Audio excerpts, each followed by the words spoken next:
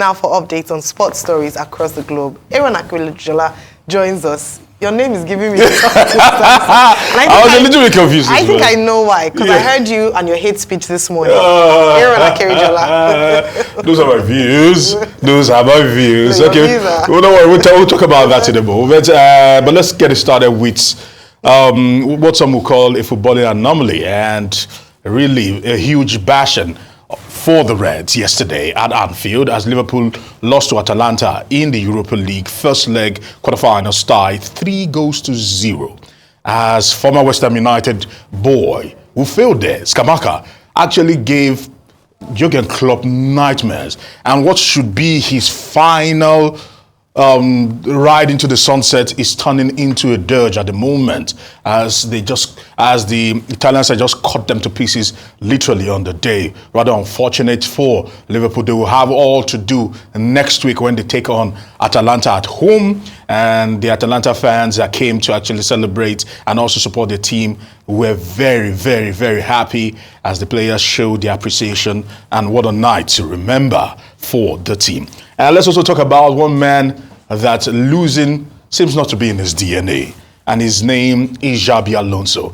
As Bayer Leverkusen, at the time they used to call them Bayer Never Cruising. Now they are always cruising. 37 games, they've won 37 out of 42, and chalk that one in as one man, Victor Boniface, came from the bench to seal their fate on the day, beating and put it to the sword another English team, West Ham United, 2-0. Kudos to Boniface. We celebrate him. After being out for months, he's back and is looking like he's not forgotten how to score goals. And that will help Nigeria as we go into that crucial qualifier against South Africa in June. But let's talk about looking at the results in the Europa League. Of course, like we actually told you, Liverpool, let's talk about the fact that, okay, AS Roma beats AC Milan 1-0. Liverpool losing to Atalanta 3-0.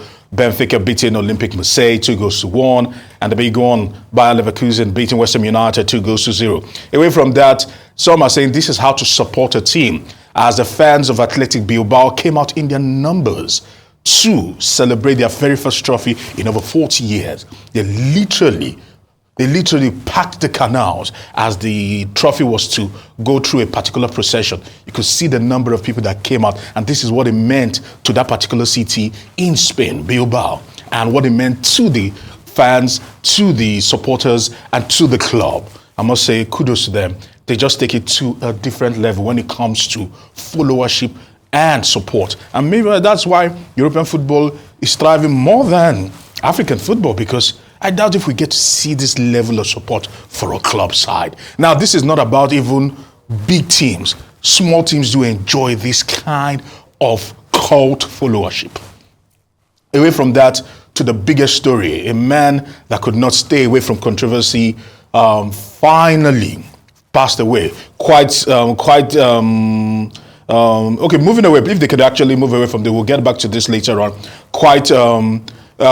He polarized opinions, talking about O.J. Simpson and what actually happened in 1994, the ruling in the verdict in 1995, and more importantly, how a man could rise so high in sports, rise so high in Hollywood, and also tank so low, as it was almost like the rise and fall of O.J. Simpson. He might have been acquitted. Of course, Johnny Cochrane behind him there, actually celebrating that particular one there in 1995. But he could not stay away from the headlines. Piracy, he was actually charged for piracy at a certain time. And in the late 2000s, of course, he was actually arrested for burglary and theft and armed robbery, I beg your pardon, and actually spent some time and was released in 2007, and he passed away at 76. Even the White House, as a matter of fact, the White House had to, they were asked, of course, about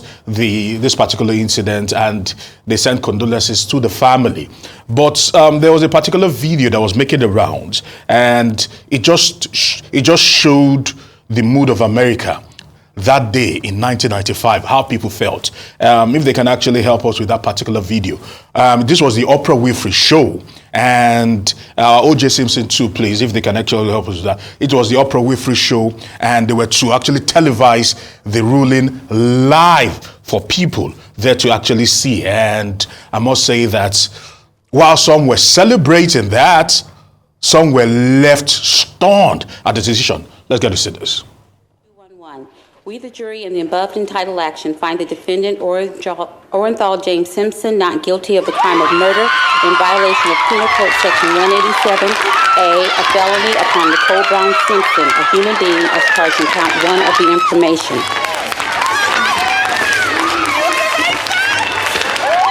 Superior Court of the State of California, County of Los Angeles, in the matter of the people of the State of California versus Orenthal James Simpson. We, the jury. All right, the family of Nicole Brown Simpson and I think Ron, the man, both that were murdered, still feel that they never got that admittance they were hoping to get from O.J. Simpson.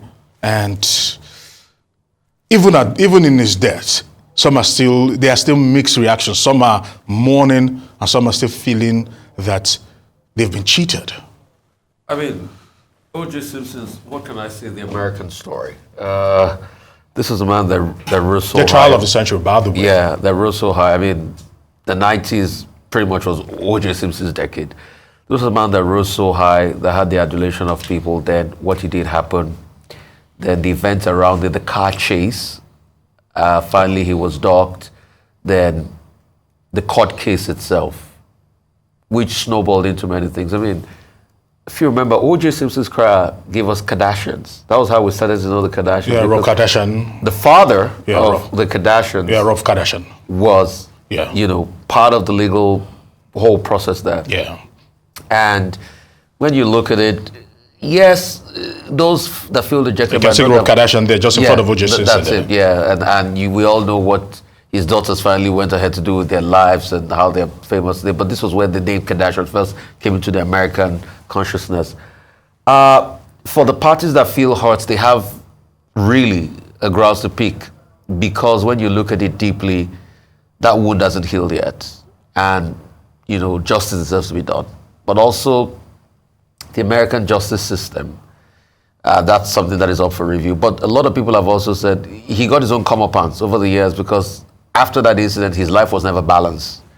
It was from one crime to another before O.J. Simpson finally passed. I think this will definitely rest a chapter, and this is also instructive for a lot of people, and most importantly, men that get to a level of success, and they should also remember that with great power comes great responsibility. True. I mean, it's not directly related, but I also like to talk about the story of Dominic Strauss-Kahn when I advise people that fly so high, that at the time you feel you're so high, that's when your demons can come around. You can be your demons, you can have external devils. And in this case, O.J. Simpson was part of his own demons. All right, so Orenthal James Simpson, a number of people would not even know his full name because he was just O.J. Simpson. Just referred to as O.J. Simpson, and I believe that became his moniker till he died. It's sad that what one would describe as an illustrious sporting career was eclipsed by his many demons or challenges.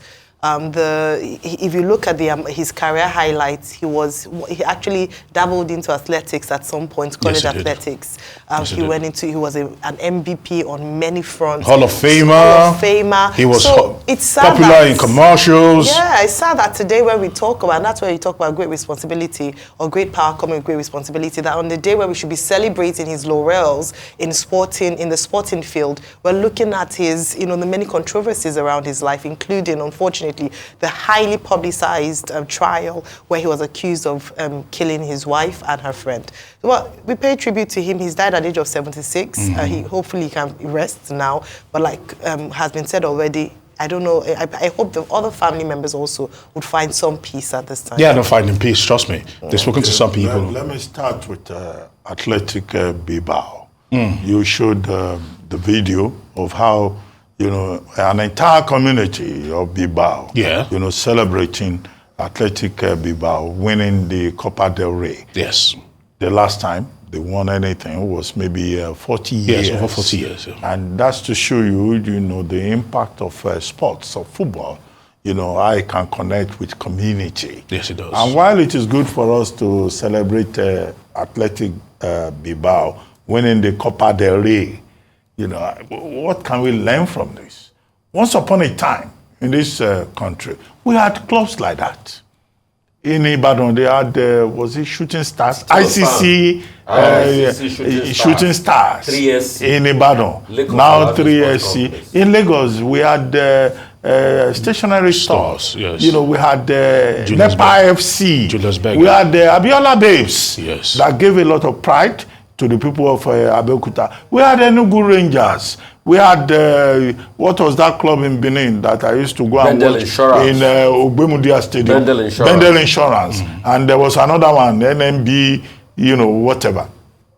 What happened to the league in Nigeria? We sit here every morning, we are discussing Premier League, we are discussing Copa del Rey, you know. So, is there something we can learn from this? However, one major development is that the likes of Tony Elumelu, you know, is now saying, oh, he's talking to Senator Eno, the Minister of Sports, and maybe, you know, he will invest, and that the ministry is talking to other investors. We would like to see that old tradition of a Wanyamu National.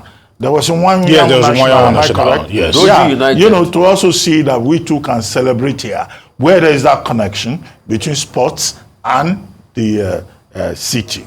Now, to go to another subject, which is Simpson. He was an African-American who broke through. Superstar with the Buffalo Bulls, yes, which he joined in 1969, and he stayed there till 1973. But unfortunately, his was a tragic story.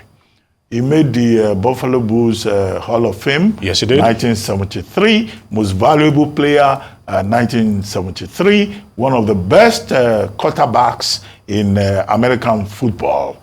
But then, of course, he had that issue with Nicole Brown, his former wife, and Ron Goldman. Yes. You know, and he was accused of murder. Now, that was a very controversial case. As you said, it was called Trial of the Century. But he was acquitted because his lawyer said, well, the gloves, you know that moment. The famous line, if the gloves don't fit, acquit. If the gloves don't fit, acquit. That was a famous phrase from that trial that made television series and all of that. Yeah. You know, but it raised a lot of issues about race. But then again, in 2018, he was convicted for robbery. He went somewhere. He said he was in Las Vegas to take, you know, trophies that have been stolen from him, and he was sentenced to 33 years. He was eventually released after serving the 9 years, you know, compulsory imprisonment. He died of prostate cancer, we're told, on April 10. But look, his life was the stuff of television, also of legend, contradictions built into one person. But what nobody can take away from him was that, well, he was one African-American who broke through. He was one African-American who distinguished himself from college to professional football. He probably went to his grave with so many secrets. So that is what that is all about. May his soul rest in peace. He was also an actor. Yes, he was an actor. Towering yes, in Hollywood, he featured in some major commercials. And the Naked Gun series. Yes. So he managed to reinvent himself. But that is the story of his life.